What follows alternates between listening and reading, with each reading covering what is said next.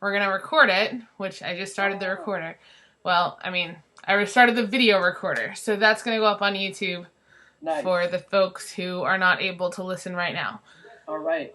If you want to see the chat room, I'll type you a link on Skype because they're all freaking out that you're on the air right now. Oh, fun. So let me give you the chat room link. So yeah, if you want to see it, just click there and type in a username if you want to. You don't have to. Don't freak out too hard. It's gonna be alright. Yeah. Dude, Theo just played an original song for you guys on Side B Radio. Side B Radio. Awesome.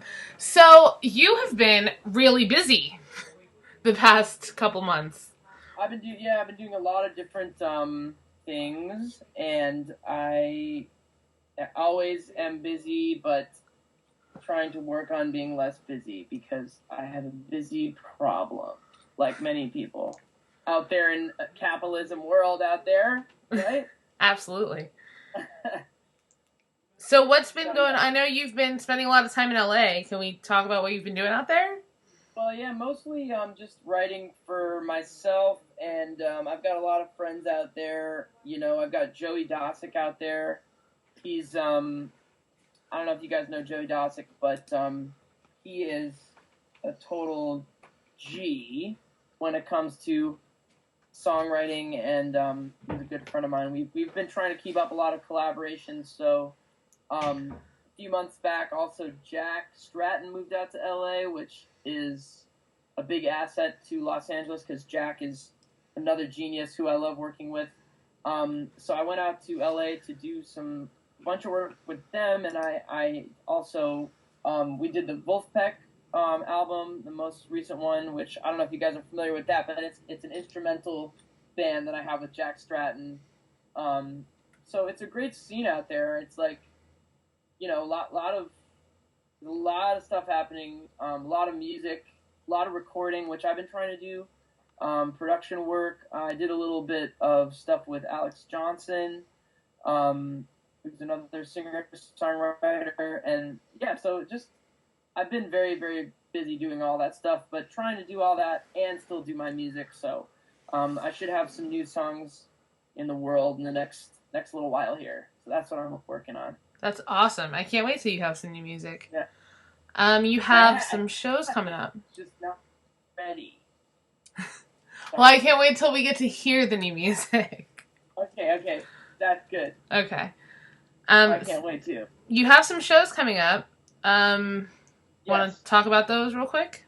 Sure, yeah. I'm playing next Thursday in New York City at Rockwood Music Hall, and unfortunately that is 21 and up only because they want your drink money, and they're going to get it. So, no, it's actually, it's 21 and up. That was a bad joke, but... Yeah, there's some law. I know there's some law about the bars scene, like, after a certain time in New York, so...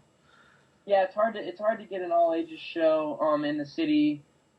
You can do it. I've done it before. We did it once at Mercury Lounge during the day on a Saturday, but, you know, I've been lucky enough to be added to the Rockwood calendar on a sort of regular basis now, so I'm trying to make sure that I maintain that. It's one of my favorite venues. I wish you guys could, not that all of you are under 21, because I'm definitely not assuming that, but if anyone is, and you live in the New York area, unfortunately, the show's 21 and up. But let's talk about the positive side of things, which is that we'll be playing next Thursday.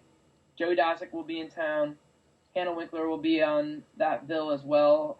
She's got a new album that's almost finished, which I'm co-producing. And so that was another one of the projects I've been working on. Also, the following week, so I'm doing 3 Thursdays in a row. Next Thursday in New York City, the following Thursday in San Francisco, and then the following Thursday in Los Angeles. Both the San Fran and LA shows are all ages, so if you wanted to go to those and you were under 21, you could do that. Awesome. That's the 21st and the 28th, California. Yes. Okay, so you've got the 14th, the 21st, and the 28th. Yeah. Okay. So, I'm so bummed that I'm going to miss your show here. I'm going to be in West Palm, so... That's pretty rad, though. Yeah, I'm going to visit family. This is about you, though. Let's... Screw my family. Let's talk about your music. Are there going to be any new songs that you're performing at these shows? I'm working on that. I've got a bunch of stuff that's like almost finished, and if I can finish, I'm shooting to have some new material. Also, I have a bunch of guests on the next Thursday at Rockwood. I have a horn section joining me for some of the songs, and sorry, Steph. But yeah, it's gonna be a great show. I also got Caleb Hawley playing guitar. He's another one of my heroes. So it's going to be a really full band. Joe Dart on bass, coming in from Michigan. It's going to be really good. That's great. I hope that you have somebody to film it. I do too. Be filmers. We'll have to see if anybody listening has a camera that can be at the Rockwood show. Yeah, that would be sweet. If you do a phone thing, I can, post my favorite or something like that. There you go. That was fun. Make it a contest. Like, the best video is going to get shout-outs from Theo. They're going to get nothing because I have nothing to give. Autographs are important. Okay, autographs. There you go. Cool. That's cool. So, the chat room is asking if you have any plans to do, like, a bigger tour type thing. I don't right now because I'm mostly doing writing and recording, and it's pretty much one or the other in this business, unless you get to the Little Wayne level where you can bring your studio in your car, and not your car, your megabus. Yeah. Even then, it's probably pretty hard. It's just two different organizational sort of mindsets, and also it's a lot to go on tour properly. But I do want to do more touring in the next year, and sort of setting that up as we speak. But for now, it's mostly going to be these kinds of shows: New York, Los Angeles, San Francisco, and the Midwest, Ann Arbor, Michigan, Chicago. I'll be having a few festivals in Michigan, hopefully, this summer. So yeah, the summer dates will be peppered here and there, and then hopefully once I have my next album out, I can do some real touring and whatnot. I have some people from Toronto in the chat room who are saying they can help you set stuff up there if you're interested. I love Toronto. The Common. Are you hip to the Common in Toronto? That's the spot. That's the coffee spot. They probably know it. Luricord Village. So, is there a place that they could message you for details on that? The thing is, I can't go to Toronto at the moment. I'm sorry, everyone. I'm sorry, anyone from Toronto. I don't have the club capacity situation filling thing yet. But I promise when I do a real tour, I will do Toronto, and you can always contact me through my website, which is theokatzman.com, and I do keep up with Twitter and Facebook, and I have noticed that there's been some good energy coming from Toronto. I definitely want to play there one day. You guys are awesome, and I love your city, so it'll happen one day. Cool. Well, thanks for letting them know. If you could have a collaboration with anybody, who is your dream person to work with? Wow. Alive or dead? Either, yeah. Let's go with alive, because it's easier. Yeah, the dead. Probably true. Yeah. Oh my gosh. I'd love to. This is an interesting question because someone recently pointed out to me that you don't know if the person that you're dreaming of collaborating with would actually be a good fit for you. Could have been more productive to just collaborate with Mom on that record. You never know. True. But I would love to.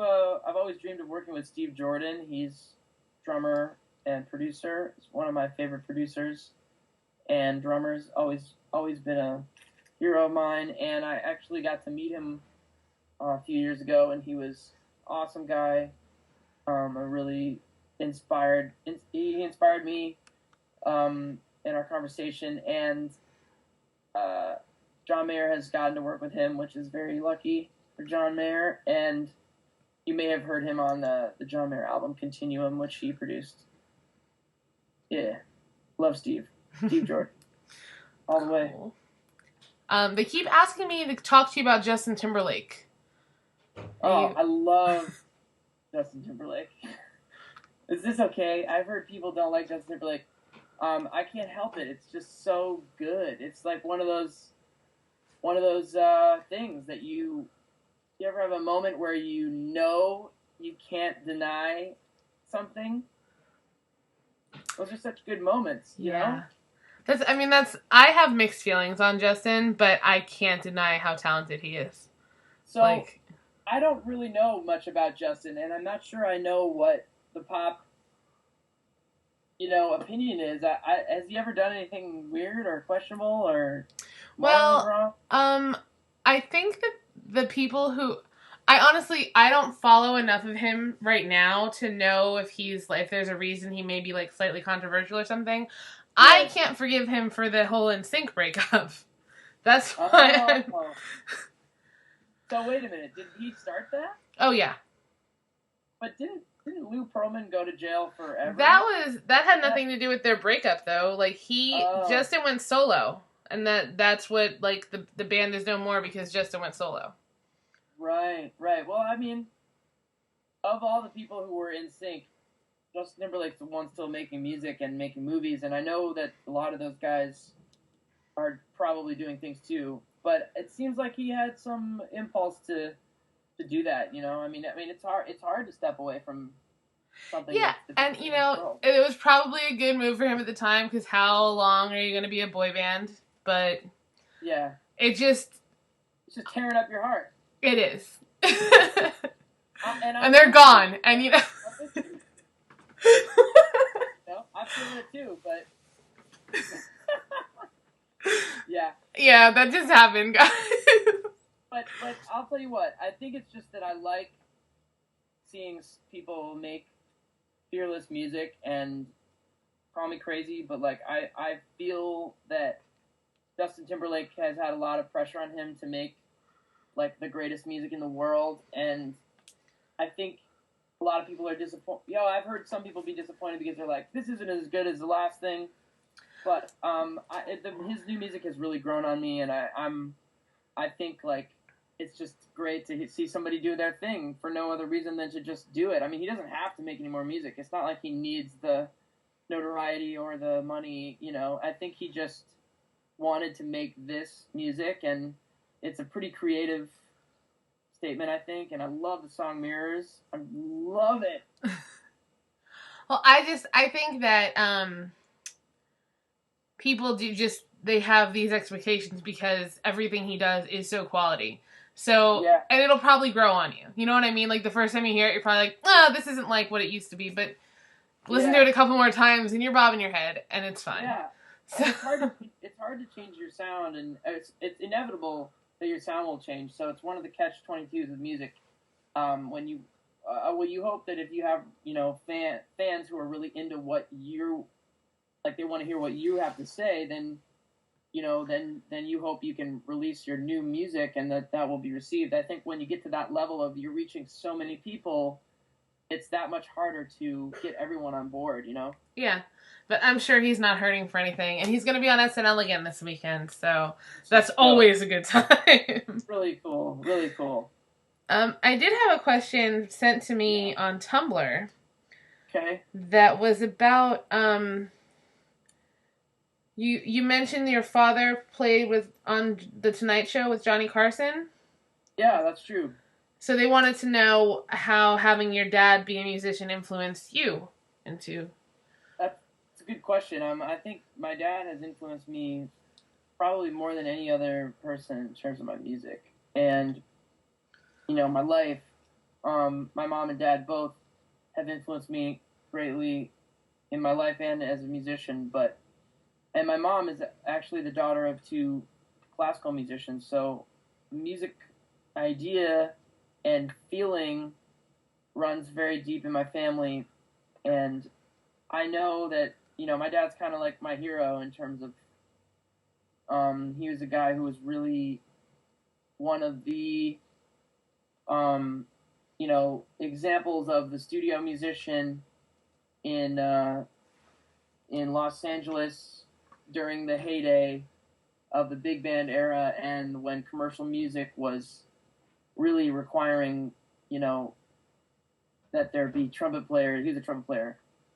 Trumpet players in the studios, every morning at 9 a.m. cranking out music, and it's been a really he's just an inspiring dude. He's also just a really hilarious, passionate, really really passionate guy. So I think as far as having a father who had a lot of crazy stories to tell about music and the entertainment business at large, it was amazing, and lots of history there that a lot of people don't ever get to hear about because it's the sidelines, you know what I mean?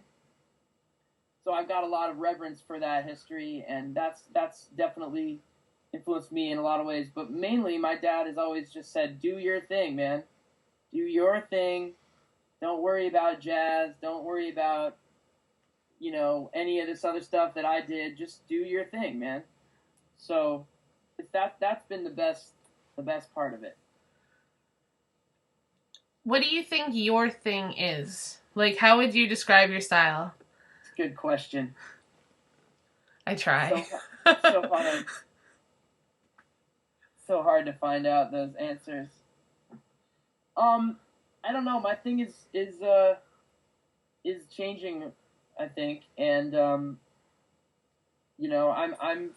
trying to connect a little more with whatever feels natural musically for me, and I've been doing so much work for other artists and writing with other people that I've learned a lot in the last year about the process, and I'm really excited to have another album because I think it's gonna show a little more of what I really am in terms of as an artist, as opposed to my first one, which I love and I'm very proud of. But like any statement, it only represents what it represents, right? Right.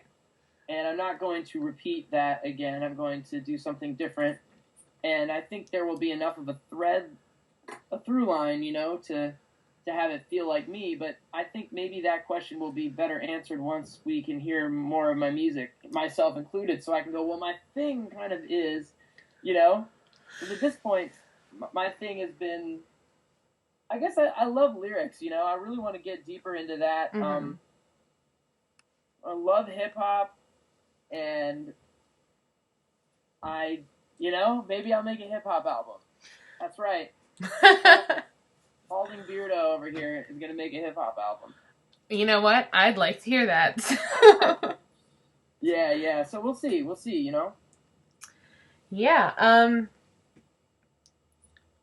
Do you like doing the behind-the-scenes stuff? You've been producing for people and things like that. Do you hope to do more of that? I do, yeah. I like wearing both of those hats. I think it's fair. I don't know that I have what it takes to just be an artist, which is to say just do Theo Katzman all the time. I like to collaborate. I'm a drummer. I play guitar. I play bass. I like arranging. I'm really a musician. I'm a songwriter at heart, but I'm also a musician at heart. I'm like a player and a instrumentalist. So I like to work with people because it's fulfilling in that way, instead of just being, just me in a room with my acoustic guitar. That's also rewarding, but it's not enough for me to just do that. The trick is that when you're doing both producing and writing for other people and trying to do your own project, you can get pretty behind in every arena. So that's part of the reason I haven't tried to tour really or do a lot of focusing on my own stuff is because I've been doing other things with the other people. But I'm learning a lot and I really like it. And ultimately, I want to do all of that for my whole life. So someone like Ryan Tedder, are you familiar with Ryan Tedder? I'm personally not, but they might So he's the guy. He's the lead singer of One Republic. be. Okay, I've heard of them. One Republic is a huge band, right? Yeah. Huge following. And Ryan Tedder as a producer is also a producer. Yeah. So that's kind of like awesome. That would be my ideal. Or even someone like Jack White is a producer. Not a lot of people know that, maybe, but like he's also Jack White. Yeah. So yeah, I think it's actually. I mean, Justin Vernon from Bon Iver is also a producer, and he's also in Bon Iver. So I think that's sort of the goal, Yeah. And honestly, I'm already doing that. So it's great. So keep it's more on. Just about what did you say? I said, so just keep on doing it, man. Yeah, keep on doing it and trying to make it pay the bills. And if it doesn't, just get a restaurant job. Well, a lot of people in New York and LA, from what I hear, have what they do and what they do to make money. So Absolutely, and nothing wrong with that. I mean, I did that for the last, for years, and it's a good thing. It's a good thing to be able to, and especially if you can do something you like as your day job, that's cool. That's even cooler. Yeah. That's a little harder to do, though, I think. It is harder to do. So I just got a question that's totally taking us off track with this, but someone said that you've been very into Billy Joel lately. Yeah. And they want to know why you're so stoked about Joel's music. In the middle of the night. I am from Long Island, okay? Uh-huh. And half Jewish kid from Long Island, growing up in a Catholic town. I heard a lot of Billy Joel's music growing up, like on classic rock radio, Q104.3 for all you New Yorkers out there. For sure. I thought, I was always like, okay, Billy Joel, whatever. I know all the words of this song, of course. It's Billy Joel. It's just always there. I never even really thought about it. It was just always, And then recently I heard Moving Out. Mm-hmm. And I just totally freaked out. I was like, oh my gosh. Who is this dude? I mean, I knew it was Billy Joel, but I was like, man, Billy Joel, man. What? And then I started listening to, his greatest hits albums. Okay, and by that I mean if you find out that someone has a greatest hits album, it means that these are the best of all of their hits. Yeah. Okay? And as soon as you start to really try to write songs, it's like, wow, if you could write a hit, you would be like, it'd be like, well, that's what everyone's trying to do. And then this dude has written so many that he has compilations of just the best of those hits. You know what I mean? Yeah, for sure.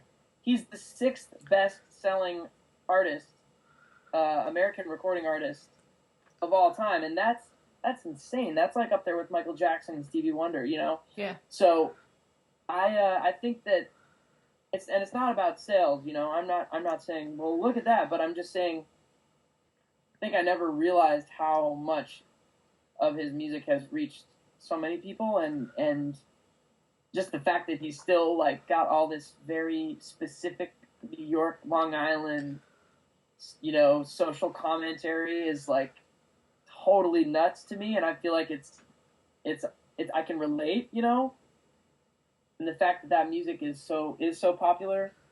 So anyway, yeah, I don't know, I just got into it. Plus, it's so pop. Yeah. So it makes A me lot feel of it like, is so oh, catchy. yeah. Hey. By the way, I have about 10 people out telling me that you need to do a Billy Joel cover. Oh yeah. I tell them that I have a little surprise for them, but it's not a cover. Are you working with Billy Joel? I'm working with Billy Joel. No. I'm kidding. That would be amazing. Yeah, I'm producing Billy Joel's next album. There you go. Nope. No, guys, it was a joke. I'm kidding. I am not doing that. I am kidding. They just got really excited. No. I did too. It's a fun dream. Who knows? Maybe that could happen. He lives out here. But remember, you gotta do your own thing, you know? It's like, maybe it wouldn't be that cool working with Billy Joel. You never know. I love Billy Joel as an artist. I wish him the best. And if I got to work with him, maybe it would be cool, maybe it wouldn't. It probably would be cool. It probably would be cool. Because I'd be like, wow, that's so cool. But you know what I mean? Beyond that. Yeah, maybe you guys wouldn't see creatively the right way or something. It's just important to make sure that you are, doing your best work within your community that you have, and realize that is the thing. That's the mountaintop. You're there. It's not like one day Billy Joel's gonna call and then you'll get there. That's not the vibe. Right. Yeah. No, I hear you. So, do we have any ballpark on when we might get like a new single from Theo Katzman or anything? I can't. The ballpark is the hard part because there's a lot of things that a lot of different things I'm working on that could all do well that would change that timeline. I'm playing a few different bands, and so I'm trying to make sure I keep that up. And again, with the summer shows, I'm going to be a little bit on the road every month. So, I am writing a lot, and I just want to make sure that I have. It's also going to depend on what opportunities come my way in the next few months. You never know. Like if I have some new music, but it makes sense to release a single, then I'll release a single. But I'd love to have an album's worth of material, and at this point, I do, but I don't have, twice that much, and I'd love to pare that down and be like, this is awesome. Okay. Yeah, we have to wait longer. That's way longer, and I just want to do it well, I want to do it really well, and I don't want to. I think that's important. I think we live in the age of content, is the most important, and I agree with that. But there's a certain point where like I'm not that good of a video editor. You know what I mean? I'm just not. Speaking of videos, can we talk about the Hard For You video? Yeah. How did we come? Was that all Rebecca's idea, or was that your idea? Well, so who is Rebecca? The director? Leanne K. Wow, you know who I don't want to tell you who I was thinking of. Okay. But no, I totally meant Leanne. I'm so sorry. It's totally okay. Leanne totally knows that it's totally okay. I feel in my heart. Even though she's not here with me, but I feel okay, that. You know who I thought of? I thought of Rebecca, the woman who used to work with Charlene, like way back in the day. That's whose name came into my head. Totally cool. Yeah. Yeah, no, it was, we had sort of, if I remember correctly, we talked, Leanne K and Taylor Stanton are a great music video directing production team, and here in New York, and they had approached me about doing a video, and they had a few different concepts for a few different songs. And I like doing Hard For You because I happen to know that it's one of the more listened to songs on my album, just from the iTunes breakdowns, And so I know people like it, and I also thought it would be a funny video if we could kind of get this. Somehow Leanne brought up something with, like, I think she brought up having my ex haunt, or me taunt my ex, and I was like, I think maybe I was like, well, what if were like in all the billboards, and then I think she was like, "Oh my gosh, I know someone who can do that." So they did a great job. The animation technique used is called compositing, and that was done by a girl named Joanna Newman, who is awesome at that. And it was just a really fun, it's a fun video. It's fun to make it, and I thought they did a killer job with it. Do you have plans for another music video? Not at the moment, but I have lots of plans for a music video in the sense that I have lots of ideas.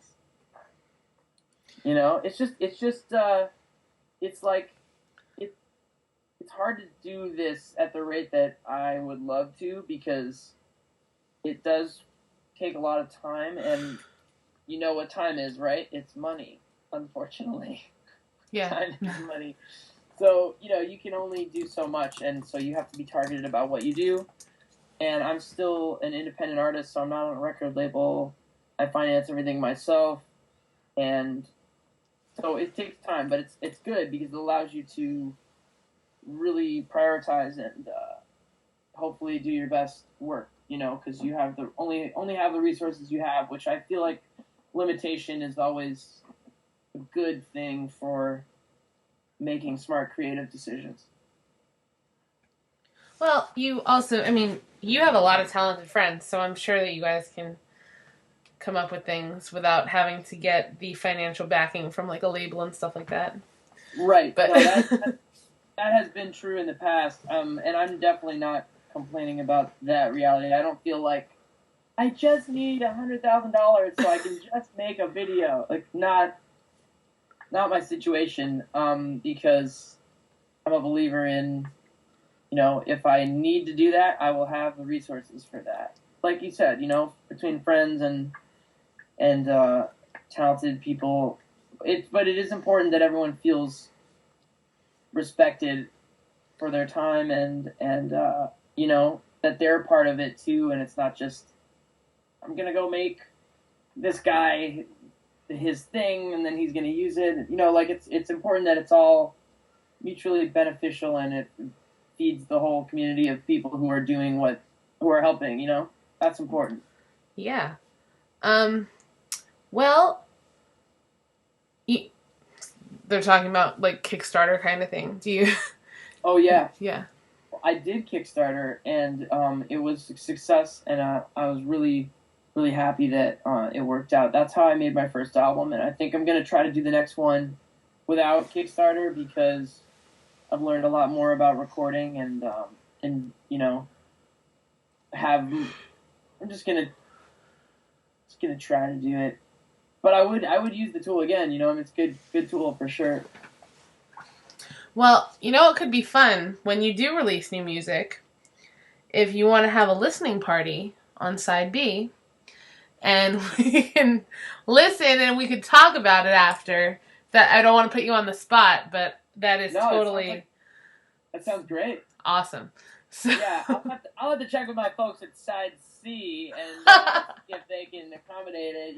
But no, I think that'd be great. Cool. Okay. Well, I don't want to keep you. We've been doing this for like 40 minutes. So you want to play something for us, and then I'll let you go? I'll play. I'm not really at the point to play some new stuff, so I thought maybe I'd play one of my songs on my old album. I'm cool with that. You guys okay with that?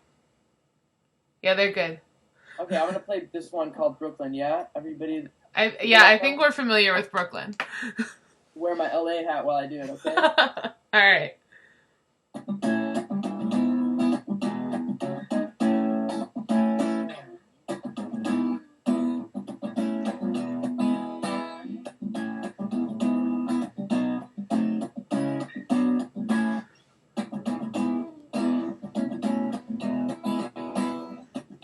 Back stocks and sneakers and dress shoes in case.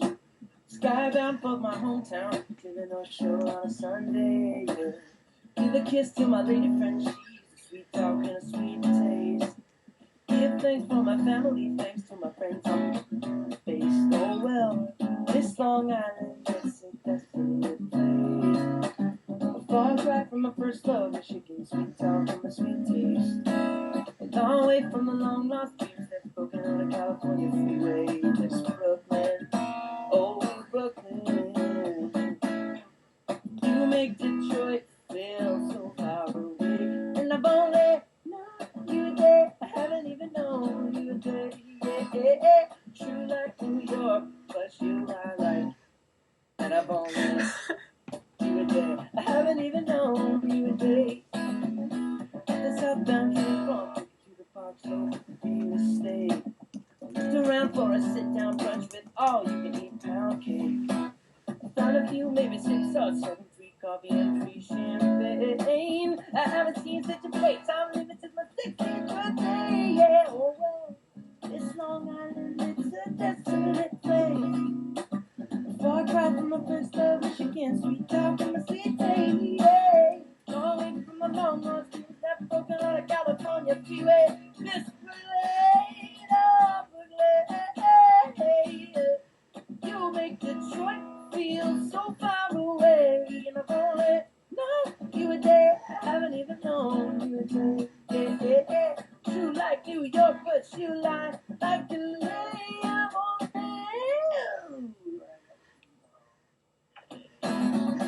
you make Detroit feel so far away, and I've only known you a day. I haven't even known you a day. Yeah. True like New York, but you lie like LA. I'm only known you a day. I haven't even known you a day. I've only known you a day. Known you a day.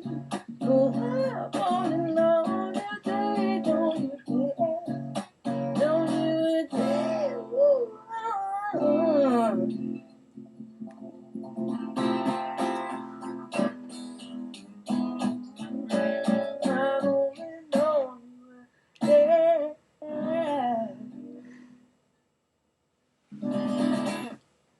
That was so awesome. Thank you so much.